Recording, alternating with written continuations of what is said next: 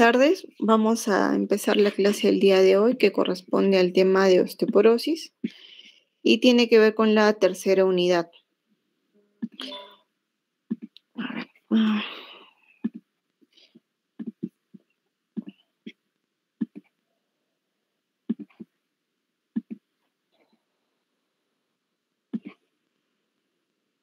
¿Se está compartiendo la pantalla, doctores?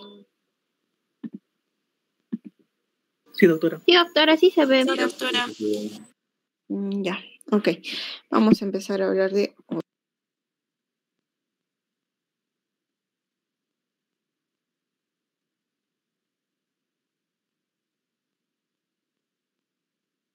Doctora, disculpe, creo que apagó su audio.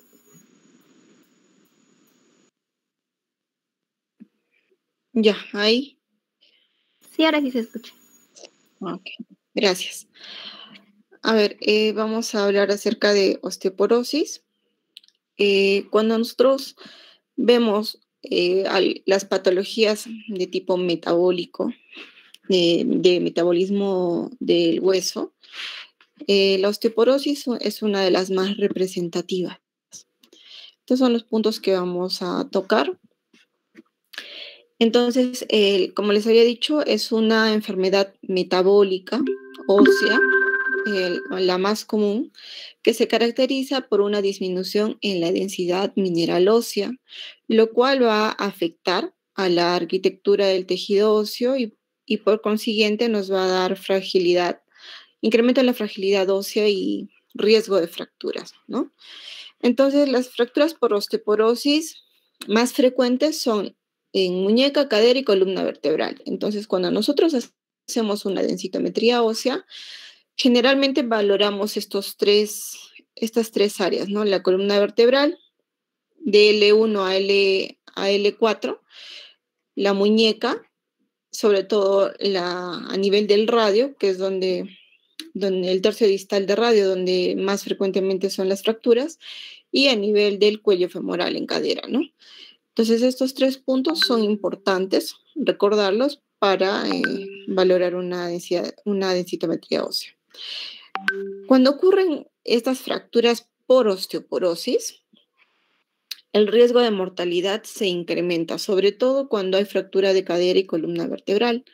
Y si no se incrementa el riesgo de mortalidad, también se incrementa el riesgo de morbilidad, porque el que el paciente se fracture la cadera va a representar de que el paciente necesite de alguien que lo asista, de un paciente que se va a volver dependiente, que tenga discapacidad funcional, y eso puede incrementar la morbilidad del paciente, ¿no? La epidemiología se ha visto que la prevalencia, sobre todo en Europa, en un estudio que se hizo en el año 2010, era de 27,6 millones por cada 100.000 habitantes. En España se calcula que 2 millones de mujeres y 800.000 varones tienen osteoporosis y se les hizo una densitometría ósea a 1.305 mujeres españolas entre los 20 y 80 años y se vio que en este grupo etario la prevalencia de osteoporosis, sobre todo en mayores de 50 años, era del 26%, ¿no? Entonces, entre el 26 y 27% es la prevalencia. Además, he visto que esta prevalencia va a incrementar con respecto a la edad. En mujeres, por ejemplo, entre 50 y 59 años, la prevalencia es de un 15%, en tanto que en mayores de 80 años puede subir hasta un 80% de casos. En el caso de los varones, no ocurre tanto así, el incremento es menor. En mayores de 50 años, de 50 a 69 años, la prevalencia es de 8,1%, y en aquellos mayores de 70 años es un 11,3%. Entonces, tenemos que entender que a medida que pasan los años, la prevalencia incrementa y es muy abismal la diferencia en cuanto a mujeres en relación a los hombres. Por ejemplo, si acá vemos, ¿no? A los 70 años tienen una prevalencia de 11,3 Y las mujeres, probablemente en los 70 años, probablemente estén en un 60-70% de riesgo. Entonces, el riesgo relacionado entre mujeres y hombres es casi 7 veces mayor. Ahora, la pérdida ósea, sobre todo en mujeres posmenopáusicas, no es que sea una curva plana, sino que hay dos fases. Una, que es la primera fase, que dura entre 3 a 5 años y se caracteriza porque hay una pérdida de hueso trabecular, ¿no? Y esa está muy directamente relacionada con la menopausia. Y hay otra segunda fase, que es mucho más prolongada, que dura entre 10 a 20 años, y ocurre que ya tanto en mujeres y hombres. Y la pérdida ósea no está relacionada con la menopausia, sino está relacionada con la edad. Y en esta segunda fase involucra tanto el hueso trabecular y cortical. Entonces, en conclusión, en el caso de las posmenopáusicas, tienen inicialmente pérdida de hueso trabecular y luego en la segunda fase es trabecular y cortical. En cambio, los varones solamente tienen pérdida de hueso cortical. No, cortical y trabecular, pero a partir de la segunda fase. ¿Y cómo traducimos eso en esta imagen? Véase la primera imagen, ¿no? Según el grupo etario. Por ejemplo, todo lo que está en celeste son fracturas vertebrales. Entonces, en la primera fase, la mayor incidencia de fracturas es de hueso trabecular, ¿no? En mujeres. Entonces, incrementa el riesgo de fracturas vertebrales. En tanto que las fracturas de cuello femoral y las de cuello femoral tienen una elevación plana y recién se elevan a partir de los 70, 60, 70 años, ¿no? Y la línea en verde es las fracturas tanto del fémur como de la cadera, ¿no? Que tienen más hueso cortical. Entonces, al inicio no tienen tanto riesgo, pero a partir de los 65 años ese riesgo de fracturas se incrementa, ¿ya? En el caso de los varones ocurre algo similar, pero la curva de fracturas de hueso vertebral es mucho menor a la curva que tienen las mujeres. En cuanto a la fractura de cuello femoral y de cadera, se eleva a partir de los 74 años. Recién es que se empieza a elevar la curva. Entonces es importante reconocer estas primeras fases y nos va a ayudar sobre todo a entender por qué en las mujeres es mucho más frecuente que la osteoporosis empiece antes que en los varones. Y todo tiene que ver con la fisiopatología que nos habla sobre la remodelación ósea. La remodelación ósea es un equilibrio entre la formación de hueso y la reabsorción de hueso. Porque cuando hay daño a nivel de la microarquitectura del hueso, entonces lo que tiene que ocurrir es primero reabsorbemos el hueso y luego generamos nuevo hueso. Ese equilibrio se da en la remodelación ósea.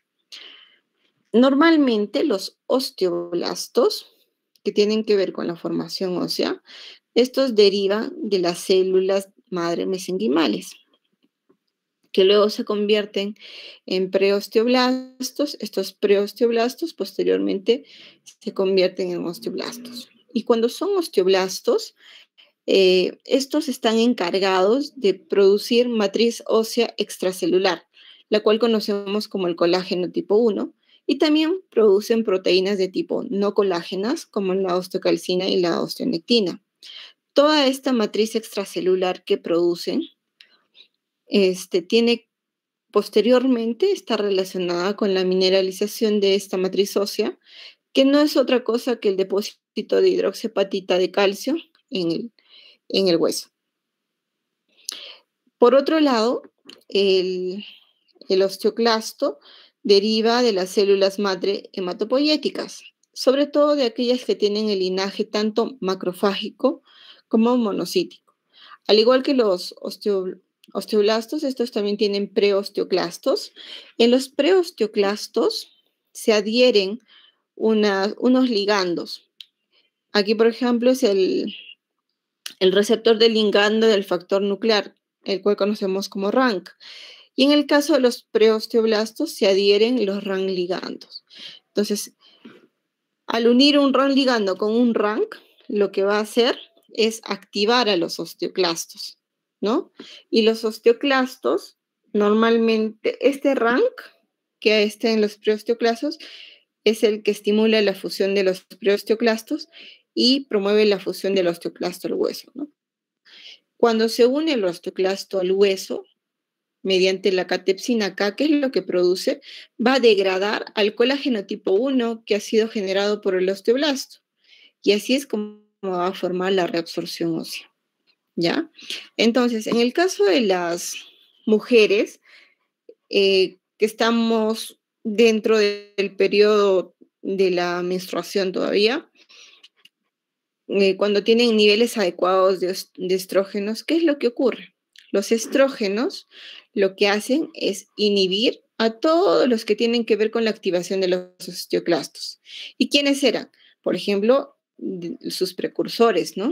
La conversión del complejo de las células madre hematopoyéticas en preosteoclastos la inhibe. Luego, ¿qué también inhibe? Inhibe la conversión del preosteoclasto en osteoclasto. ¿Y qué inhibe también? Habíamos dicho que el RANK, que estaba ligado aquí a los preosteoclastos, también son inhibidos por los estrógenos. No directamente el RANK, sino el RANK ligando que está adherido a los preosteoblastos. Entonces, si el ligando está inhibido, no va a poder unirse al RANK. Y entonces con eso, al inactivar esa unión, lo que vamos a evitar es que los osteoclastos se adhieran al hueso y por tanto no produzcan reabsorción ósea. Y entonces lo que sí va a favorecer los estrógenos es la mayor producción de osteoblastos. Por otro lado, cuando hay déficit en los estrógenos, o sea, luego de la menopausia, va a ocurrir lo contrario.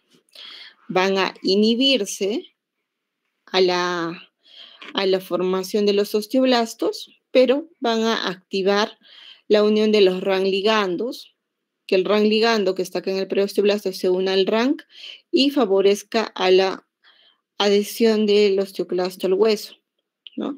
Al haber mayor adhesión del osteoclasto al hueso, va a haber mayor reabsorción ósea y disminución en la formación ósea. Va a haber una alteración en ese equilibrio. Entonces, al haber mayor reabsorción ósea, va a haber mayor pérdida de hueso, daño en la microarquitectura del hueso y predisposición a fracturas, sobre todo en columna vertebral, cadera y muñeca. ¿Ok? Entonces, si nosotros conocemos bien la fisiopatología, vamos a entender muy bien los fármacos que tenemos que usar. Luego, tenemos que clasificar. Hay osteoporosis primarias y osteoporosis secundarias, algunas otras patologías, ¿no? Cuando nosotros hablamos de osteoporosis primaria, hablamos del 95% de los casos de osteoporosis en mujeres y en el caso de varones solamente entre un 70 y un 80%. La osteoporosis primaria generalmente es mucho más frecuente en mujeres, sobre todo posmenopáusicas, y en hombres mayores de 70 años en promedio. Cuando hablamos de osteoporosis idiopática, aquella osteoporosis que se presenta tanto en niños, jóvenes y adultos que tienen una función gonadal normal, pero no tienen una causa secundaria detectable. O sea, no están ni en la primaria ni en la secundaria. Esta imagen nos habla sobre radiografías. Por ejemplo, la primera radiografía es una radiografía de una cadera derecha, en la cual podemos observar una fractura a nivel del cuello femoral. Y esta fractura es por osteoporosis. En el caso del radio, es mucho más frecuente en la región radiodistal, ¿no? Como vemos en esta imagen. Y la tercera imagen, que es la imagen C, en la cual vemos cómo es esta fractura por osteoporosis, ¿no? Normalmente tiene que ser simétrica, pero hay el borde superior, el polo superior es el que se ha aplastado. Entonces, generalmente las fracturas por osteoporosis pasan desapercibidas, sobre todo las fracturas vertebrales, y pueden manifestarse como un dolor lumbar crónico, ¿no? Y también la pérdida de la arquitectura de la vértebra es de forma asimétrica. Bueno, y cuando hablamos de osteoporosis secundaria, esta es mucho menos frecuente. Habíamos visto que la primaria era más del 90% en mujeres y más del 70-80% en hombres. Esta es menos probable. Es solamente el 5% en mujeres y hasta un 20% en hombres. Entonces, cuando nosotros vemos un paciente varón con osteoporosis, lo primero que debemos ir a buscar son estas causas secundarias. Normalmente, si encontramos en una mujer, podemos asociar a las posmenopausia, ¿no? Pero en el varón, alerta. Una fractura en varón, hay que buscar varias cosas. Dentro de ellas, fármacos. ¿Qué fármacos? Corticoides, que ya lo sabemos.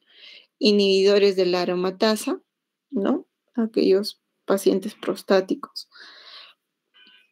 Inhibidores de la bomba de protones del tipo omeprazol. Así es de que normalmente el uso crónico de omeprazol, hay estudios que han demostrado que el uso crónico lo que va a producir es no permitir la absorción de calcio a nivel de la mucosa gastrointestinal, y no solamente de calcio, sino también de magnesio. Entonces, a la larga, el abuso del omeprazol o inhibidores de la bomba de protones nos puede conllevar a osteoporosis. Tengan cuidado porque lo solemos recetar pensando de que solamente tiene efectos benéficos, pero también tiene efectos a largo plazo, ¿no? Luego las glitazonas, algunos antipilépticos, diuréticos de asa, anticoagulantes de tipo heparina y warfarina y algunos antidepresivos. Enfermedades endocrinas que están relacionadas a osteoporosis secundaria, está el hipogonadismo primario, la anorexia nerviosa, el Cushing, la deficiencia de vitamina D, el hiperparatiroidismo, tanto primario como secundario, el hipertiroidismo y la diabetes mellitus, tanto tipo A como tipo B, tipo 1 como tipo 2. A nivel gastrointestinal, todos los problemas que tengan que ver con mala absorción pueden llevarnos a osteoporosis, al igual que la enfermedad inflamatoria intestinal. De las enfermedades reumatológicas, las que están más relacionadas a la osteoporosis son los pacientes con AR y los pacientes con espondilitis anquilosante. En cuanto a las enfermedades hematológicas, importante, varón, dolor lumbar nocturno, fracturas patológicas, sospechen mieloma múltiple, ¿no? Mastocitosis sistémica también y leucemia, ¿ya? En el caso de enfermedades neurológicas relacionadas a osteoporosis está el ACV, la inmovilización y la enfermedad de Parkinson. Y hay otras que también se han relacionado, como la falla cardíaca congestiva, la enfermedad pulmonar crónica, la insuficiencia renal crónica, la osteogénesis imperfecta, los síndromes de Marfan, de Ehlers-Danlos y el VIH también, que está relacionado a osteoporosis secundaria. Entonces, siempre que quieran buscar secundarismo, acuérdense de este cuadrito. Los factores de riesgo. Hay algunos factores de riesgo clínicos que nos van a ayudar a ver en quiénes tenemos que buscar osteoporosis tempranamente, ¿no? Por ejemplo, el sexo, sobre todo en las mujeres, ¿no? Entre los 50 y 90 años. aquellos que tengan un índice de masa corporal bajo, o sea, pacientes delgados, fracturas previas por fragilidad, ¿ya? También el que haya tenido una historia de un pariente de primer grado con fractura de cadera también nos llama a buscar tempranamente la osteoporosis. El tabaco está muy relacionado. Luego el uso de corticoides por largo tiempo. Cuando hablamos de largo tiempo es mayor a 3 meses. De por sí el paciente con AR tiene un riesgo ya de osteoporosis independientemente de los otros factores. Luego el consumo de alcohol, ¿no? También está relacionado.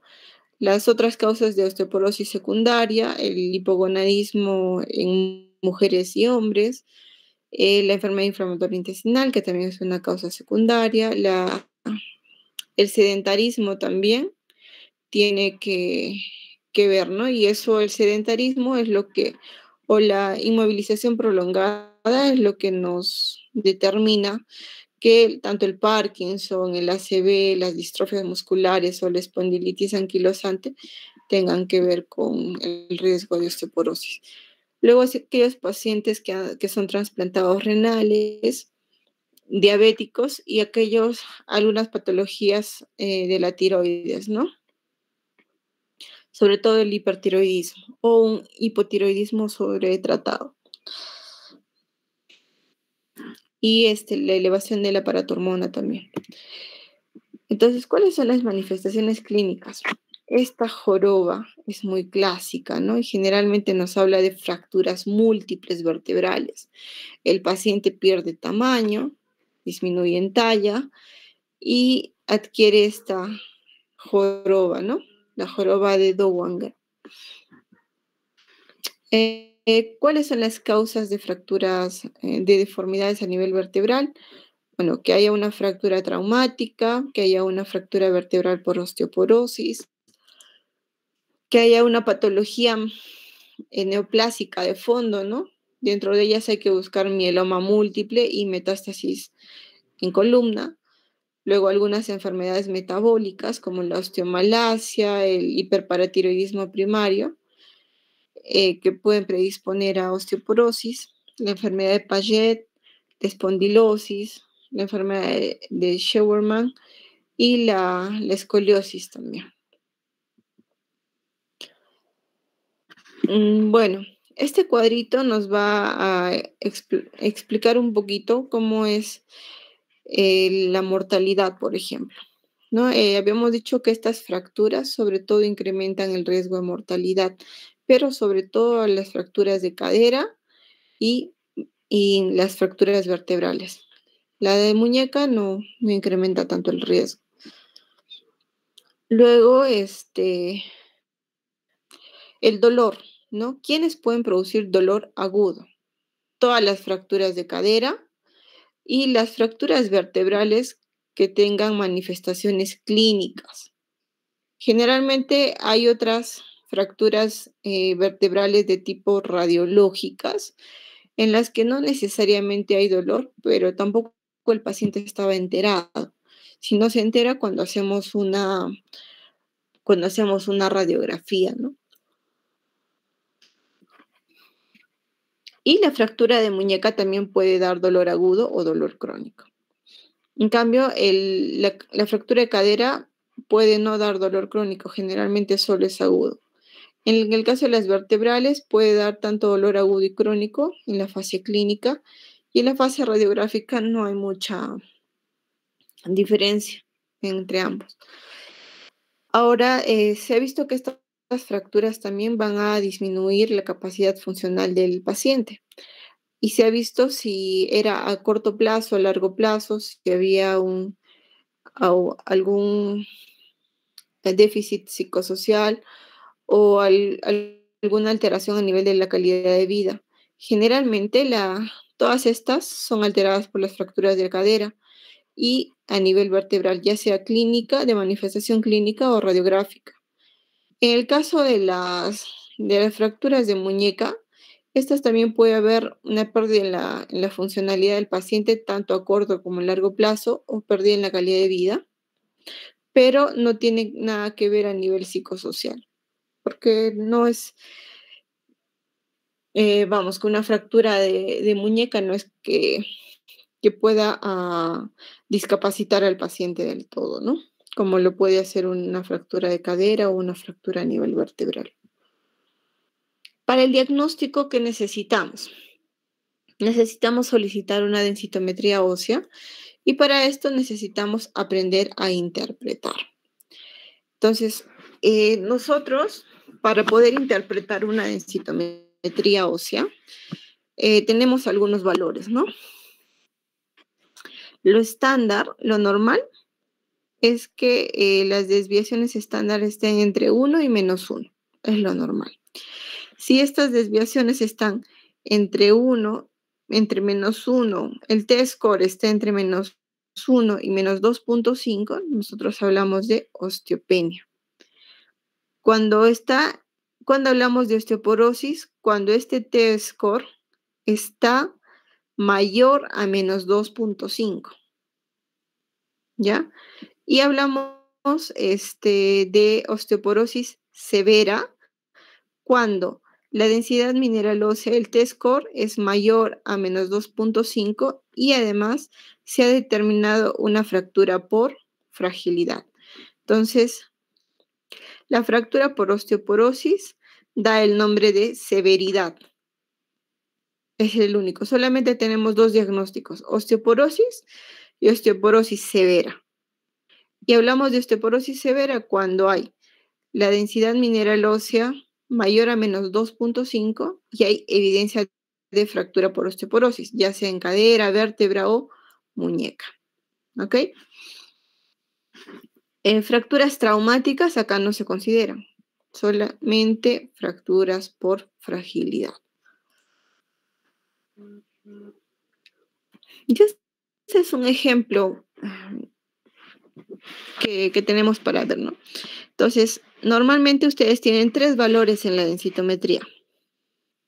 Siempre les va a salir la región, ¿no? Hay regiones independientes, L1, L2, L3 y L4, y luego las combinaciones, ¿no? Entonces, ¿cómo interpretamos?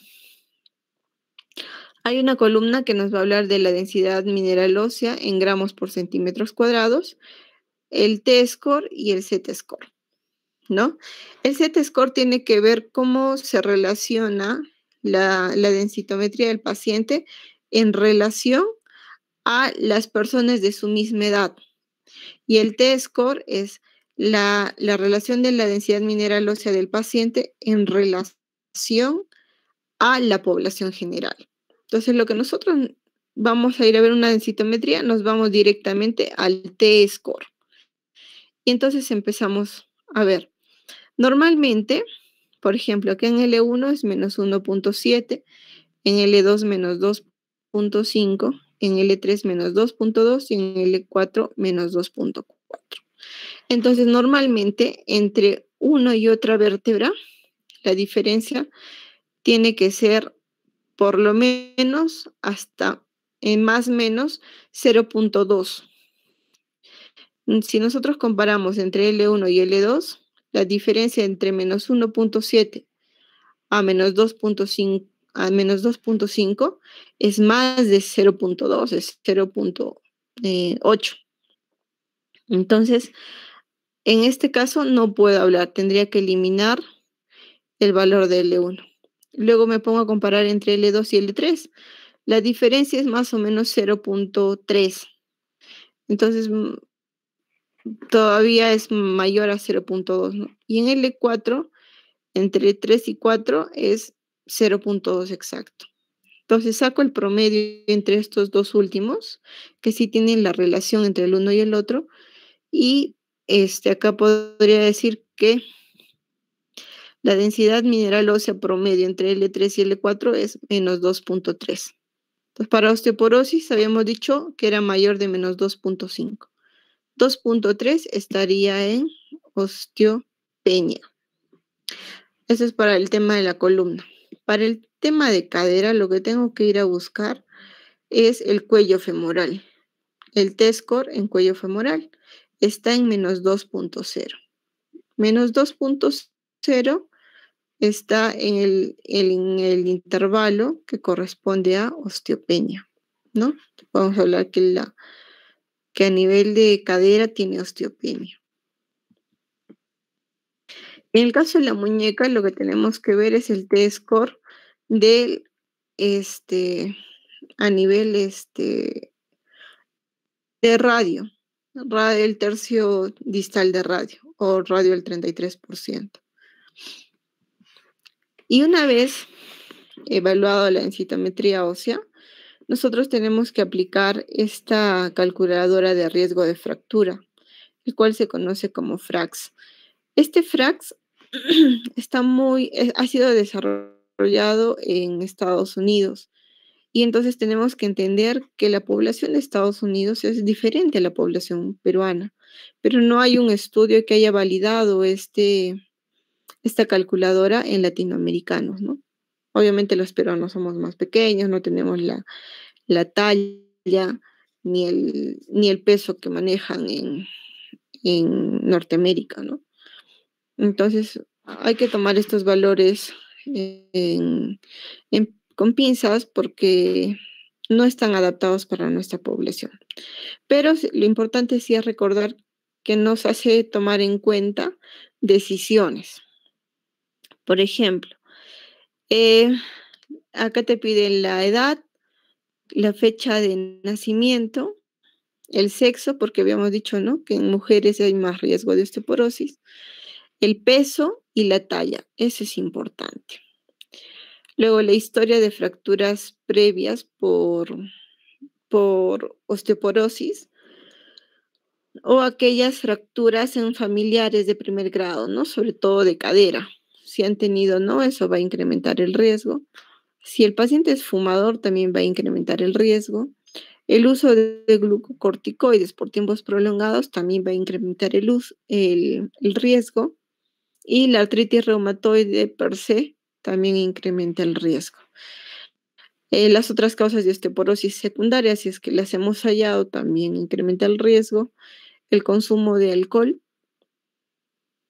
en más de 3 unidades por día, o que tengamos y nos pide que coloquemos en este FRAX la densitometría del cuello femoral, en gramos por centímetro cuadrado. ¿Y eso de dónde lo sacamos? Lo sacamos de acá. Donde dice de la densidad mineral ósea en gramos por centímetro cuadrado, ahí nos vamos a ver el cuello, y en el caso de este ejemplo es 0.76. Entonces, si estamos haciendo el FRAX, este valor tendríamos que colocarlo ahí, y también tienen otra columna para ver qué densitómetro lo hizo. Eso está ajustado a los tipos de densitómetros, porque no todos miden igual. Uno de ellos es el Logical, que es el más recomendado. El otro es el G-Lunar, entre otros. Entonces, luego de introducir estos datos, nosotros le damos a guardar y calcular, ¿no? Y nos da un riesgo. En el caso para este ejemplo, nos dio un riesgo, ¿no?, para fractura osteoporótica mayor del 17% y para fractura de cadera de un 3.3%. ¿Y eso cómo lo interpreto? Normalmente cuando tenemos un puntaje de FRAX mayor al 3% a nivel de cadera, así tenga osteopenia, miren que acá en el cuello femoral tiene osteopenia. Así tengo osteopenia, lo tengo que tratar como osteoporosis, porque su riesgo de fractura es alto. Y si tuvimos un valor mayor a 20% en fracturas osteoporóticas mayores, ahí también nos dice que deberíamos de no tratar como osteopenia, sino como osteoporosis. ¿Ya? Entonces, ¿para qué nos ayuda el FRAX? Nos ayuda para tomar decisiones. ¿Ya? En el caso de que el paciente es mayor de 80 años, hay que tener cuidado al usar el FRAX, porque es probable que el riesgo de fracturas se subestime, ¿no? A corto plazo. Bueno, si no sabemos todos estos 12 ítems del cuestionario, lo explican, ¿no? Cuando consideramos la edad, el sexo, qué se introduce en peso, en estatura, si es en kilogramos, en centímetros. Cuando nosotros preguntamos fractura previa, ahí también nos especifica, ¿no? Que es aquella ocurrida en la vida adulta de manera espontánea. O una fractura causada por un trauma que en un individuo sano no se hubiera producido, ¿no? Esas fracturas por fragilidad es lo que buscamos.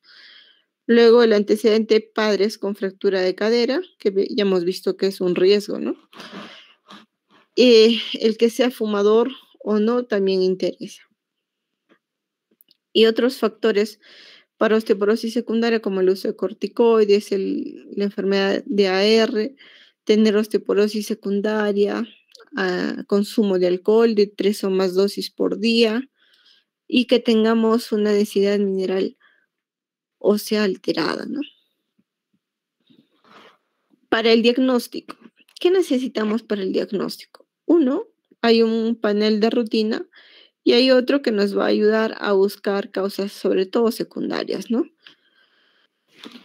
En el panel de rutina, ¿qué deberíamos de pedir al paciente? Bueno, hacer una buena anamnesis, una buena evaluación física, podemos pedir un recuento sanguíneo, el BCG, PCR, para ver si no hay signos de inflamación, el calcio sérico, el fosfato, la fosfatasa alcalina, las transaminasas también, la función renal. Se puede pedir también el dosaje de vitamina D, como 25-hidroxivitamina D. Luego los test de función de tiroides, porque estamos buscando acá también posibles causas secundarias, ¿no? Y obviamente su densitometría ósea. Esto es lo que normalmente de rutina deberíamos pedir a un paciente, a una mujer posmenopáusica, ¿no? Y en el caso de varones, más allá de los 70 años, ya tienen el mismo riesgo, ¿no? Entonces habría que pedirle este panel basal. Otros procedimientos que tengamos que ampliar, sobre todo para buscar causas secundarias, sería una radiografía, ¿no? Tanto a nivel tóraco-lumbar, lateral, que nos va a ayudar a ver las fracturas vertebrales. Luego las proteínas de Ben-Jones a nivel urinario que nos ayudan a ver si hay el tema de mieloma múltiple. Habíamos visto que el hiperparatiroidismo también estaba muy relacionado con osteoporosis, así es que hay que dosar paratormona, el calcio urinario. Luego algunas hormonas, ¿no? Sobre todo la testosterona, la hormona folículo estimulante, la LH. Luego marcadores tumorales, sobre todo si sospechamos de leucemia o de mieloma, o aquellos metástasis que han hecho a nivel de la columna, ¿no? Es mucho más fácil que haya riesgo de fractura en estos pacientes. Luego también algunos test de supresión de dexametasona, ¿no? Para ver en pacientes con sospecha de Cushing. Luego los anticuerpos antitransglutaminasa, que tiene que ver con enfermedad celíaca. Habíamos dicho que las enfermedades que producen malabsorción o enfermedad inflamatoria intestinal tenían que ver también con riesgo de osteoporosis, entre otros. Se puede pedir una gamografía también. En el caso de neoplasias.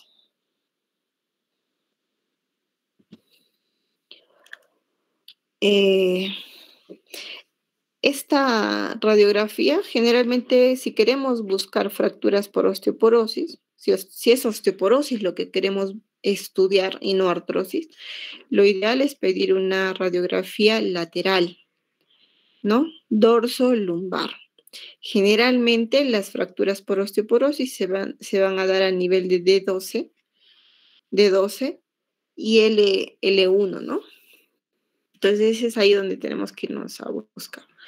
Entonces, la primera imagen es una radiografía normal, ¿no? De columna vertebral normal. La segunda imagen, fíjense que aquí está la hipercifosis dorsal y aquí justo a nivel más o menos de D12, debe ser, vemos una fractura por aplastamiento, ¿no? Hay que ver si es aguda o es crónica. Generalmente las agudas generan dolor a este nivel, ¿no? Y en casos severos también podemos encontrar fracturas múltiples, ¿no? Acá a nivel de D7, D8, D10 y en L2, ¿no? Entonces acá estamos viendo un caso de fracturas vertebrales múltiples. Y una vez establecido el diagnóstico, o sea, vino el paciente, lo evaluamos clínicamente y le hemos pedido su radiografía. Independientemente si hay fractura, ya nosotros hablamos de osteoporosis severa, ¿ya? Si hay fractura. Si no hay fractura, solamente osteoporosis. No hay leve ni moderado. No, solo es osteoporosis severa. Ya, una vez de que hemos identificado, o en aquellos pacientes con osteopenia, que podemos ver su riesgo de fractura dentro de los próximos 10 años, le aplicamos el FRAX. Si ese FRAX a nivel de cadera es más de 3, tratamos como osteoporosis. Si ese FRAX para fracturas complejas es mayor de 20, también tratamos como osteoporosis. Pero si es menor, no, tratamos simplemente como osteopenia. Entonces, ¿en quiénes se realiza el FRAX? En aquellos pacientes con osteopenia que tenemos sospecha de que pueda tener riesgos de fractura, ¿no? Entonces, de acuerdo a eso, buscamos el tratamiento. Y para el tratamiento les había dicho que es importante recordar la fisiopatología. A ver, ¿dónde están qué tratamientos? Por ejemplo, hay un grupo grande que son los bifosfonatos.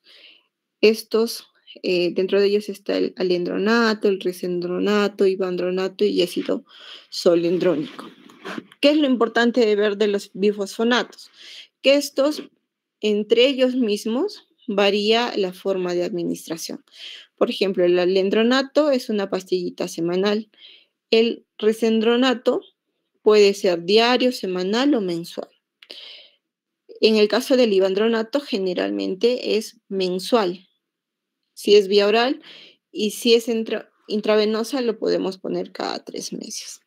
Y en el caso del ácido zoledrónico, generalmente esa es anual y es de forma endovenosa. Pero no todos los bifosfonatos están indicados para todos los tipos de osteoporosis. Por ejemplo, los únicos que están indicados tanto en osteoporosis vertebral, de cadera y de tipo no vertebral o de radio, es el alendronato, el risendronato y el ácido zoledrónico. El ivandronato solamente me previene el riesgo de fractura vertebral, solo me va a reducir el riesgo de fractura vertebral, pero no se ha determinado que nos proteja contra las fracturas de cadera o radio. ¿Ya? Entonces, cuando ustedes tengan un paciente con osteoporosis a nivel de cadera únicamente y a nivel vertebral está normal, no usen ivandronato porque no está probado que tenga efecto. El ivandronato es únicamente para prevenir riesgo de fractura vertebral. ¿Ok?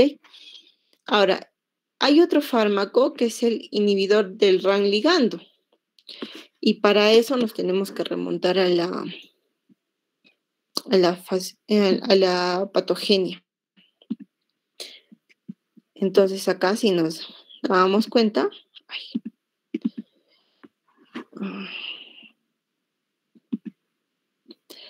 el RAN ligando está adherido al preosteoblasto. Ese RAN ligando es el que se une al RANK que está en el preosteoclasto.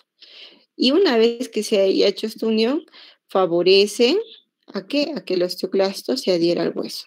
Entonces, ¿qué pasa si yo bloqueo al RANG ligando? Entonces, no se une al RANG y, por ende, el osteoclasto no se va a adherir al hueso. Entonces, ese fármaco que tiene ese mecanismo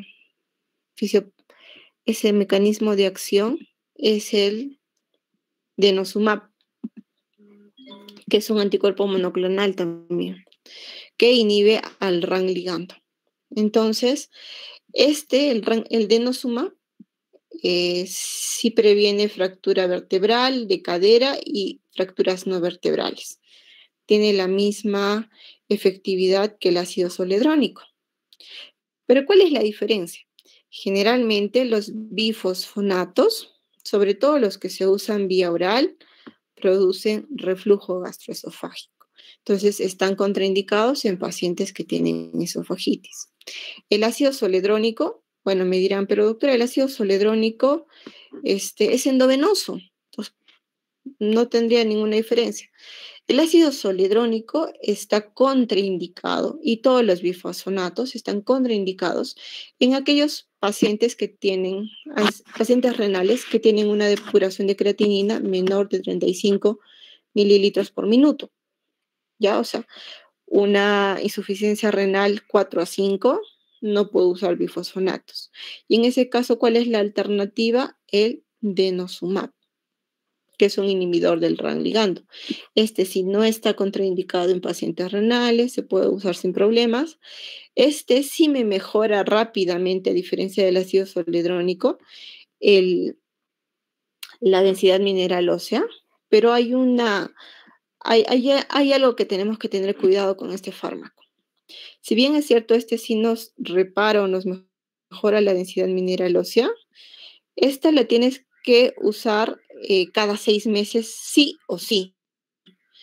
Si un paciente deja de usar a los 6 meses que le toca, deja de usar, este efecto positivo del denosumab baja bruscamente la densidad mineral ósea porque hemos descontinuado el uso del medicamento y hay un mayor riesgo de fracturas múltiples vertebrales. Entonces, si nosotros pensamos usar denosumab en estos pacientes, hay que preguntarles, uno, cómo va el bolsillo, ¿no? Si van a tener la capacidad de usarlo cada 6 meses, y si no va a ser ese el problema, hay que tratar antes de los 6 meses, reiniciar cualquier otro bifosfonato en caso de que no tenga contraindicación de bifosfonato. ¿Ya? Esa es la excepción que tenemos que tener con denosumab. Luego hay otros, ¿no? Los estrógenos, ¿no? Que también funcionan estimulando a los osteoblastos o inhibiendo a los osteoclastos, mejor dicho.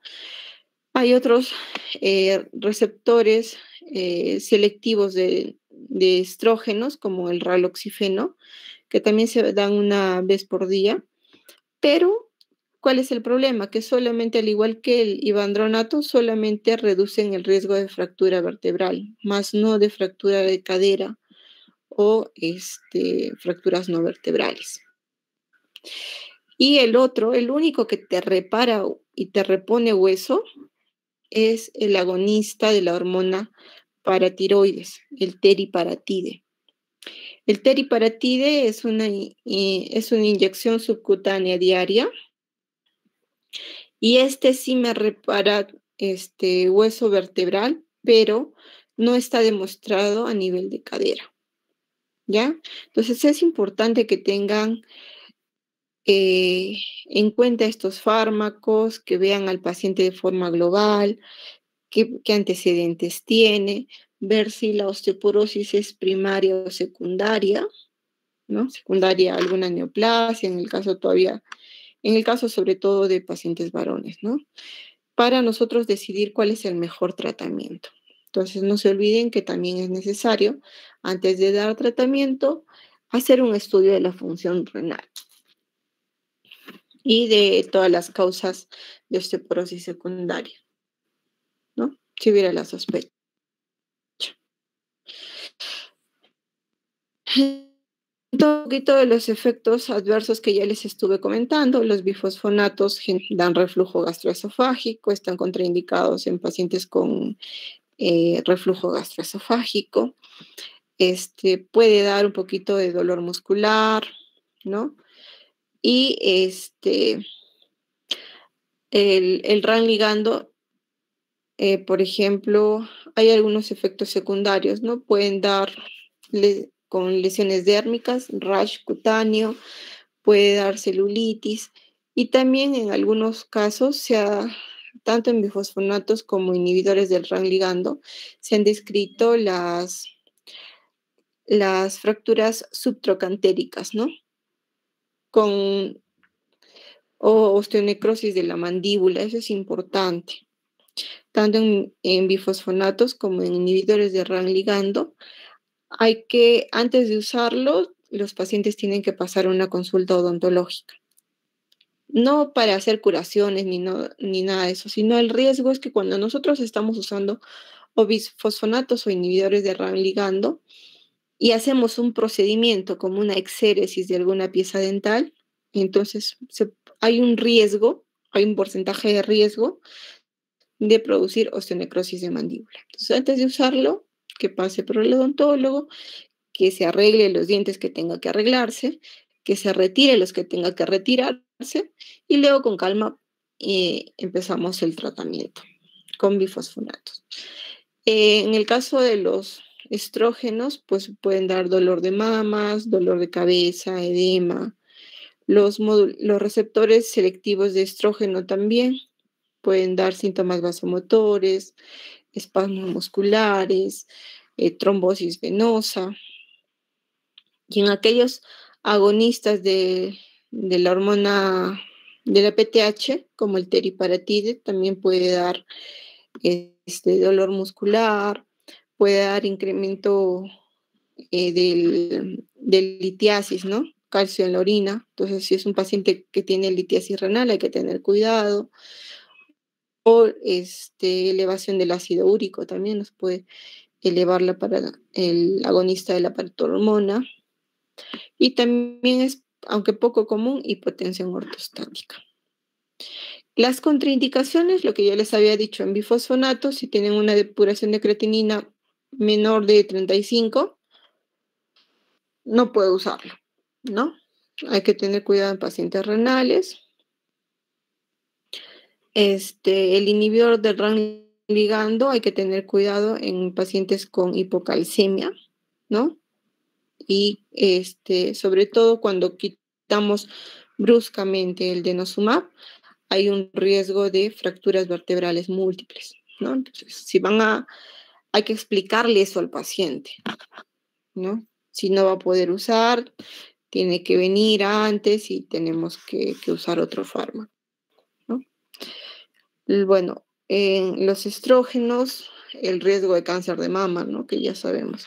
Al igual que en el caso de los agonistas de los receptores selectivos de estrógeno, el riesgo de está contraindicado en tromboembolismo venoso, ¿no?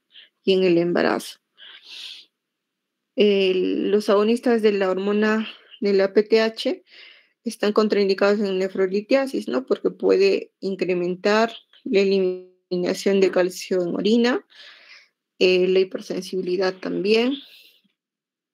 Hay que tener cuidado en pacientes con enfermedad de Paget, en aquellos pacientes con historia de metástasis a nivel óseo, otras enfermedades óseas metabólicas, ¿no? Que tengan que ver con la hipercalcemia. Entonces, en esos pacientes está contraindicado el teriparatide. ¿Y cuál es el algoritmo de tratamiento? Inicialmente usamos bifosfonatos, porque como habrán visto, los bifosfonatos por lo general, tanto alendronato como solendronato, nos previenen el riesgo de fracturas en los 3 ámbitos, ¿no? Cadera, columna y fracturas no vertebrales, que es la muñeca. Entonces, si iniciamos con bifosfonatos, vía oral, podemos usarlos 5 años. Y en el caso de la forma endovenosa, que es el ácido zoledrónico, el uso es durante 3 años, ¿ya? Después de este periodo yo tengo que hacer un stop y volver a reevaluar a mi paciente. ¿Por qué? Se ha visto que el uso continuo de bifosfonatos más allá de los 5 años vía oral y 3 años endovenoso, incrementa el riesgo de osteonecrosis de mandíbula. Ya, entonces hay que darles un periodo de vacaciones, pero para elegir ese periodo de vacaciones, si es necesario tomarlo o no, tenemos que volver a reevaluar al paciente y ver si durante el tiempo que está usando estos fármacos ha tenido alguna fractura reciente o ha tenido fracturas de cadera o vertebrales anteriores o está usando tratamiento con corticoides mayor de 7.5 miligramos por día en aquellos pacientes también que tengan una edad mayor de 75 años. Si tienen todos estos factores de riesgo, lo que yo tengo que hacer es considerar seguir dando tratamiento. Ahí no puedo parar. ¿Por qué? Porque el riesgo de fractura está alto, ¿no? Y lo otro que tengo que hacer es pedir una nueva densitometría, ¿no? Y hacer el riesgo de fractura después de estos 3 a 5 años que ha usado los bifosfonatos. Si hago mi FRAX, la nueva densitometría, y veo que el riesgo todavía sigue siendo alto, entonces, ni modo, continúo 3 a 5 años más con los bifosfonatos.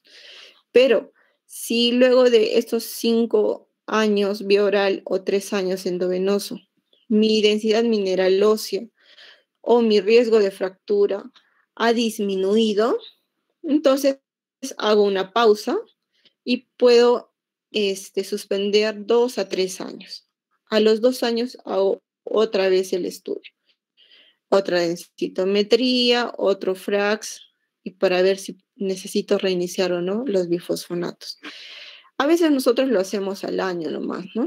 Hacemos un control al año de suspender la medicación para ver si necesitamos retomar o no el tratamiento con bifosfonatos. ¿Ya?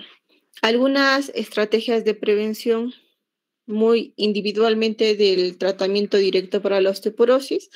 Dentro de ello tenemos que suplementar al paciente.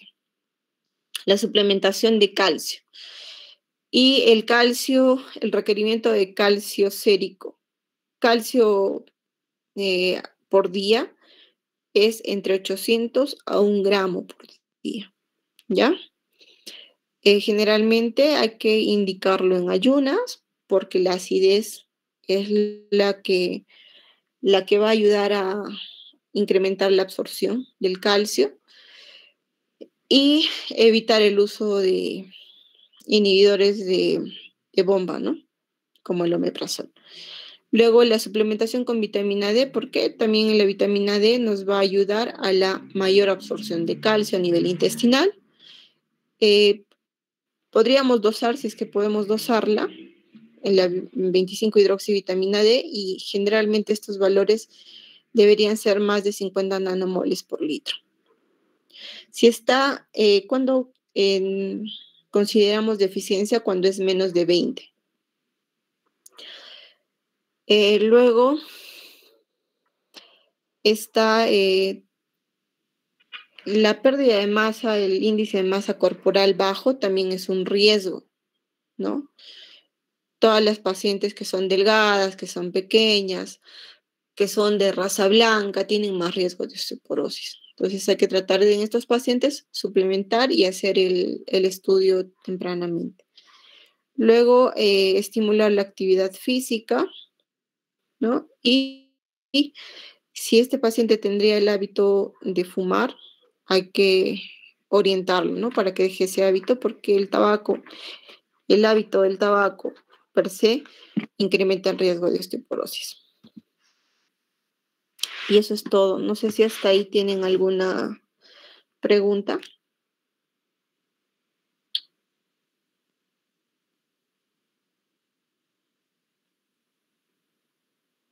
Doctores, ¿tienen alguna pregunta? ¿Todo está claro? ¿No se ha entendido nada?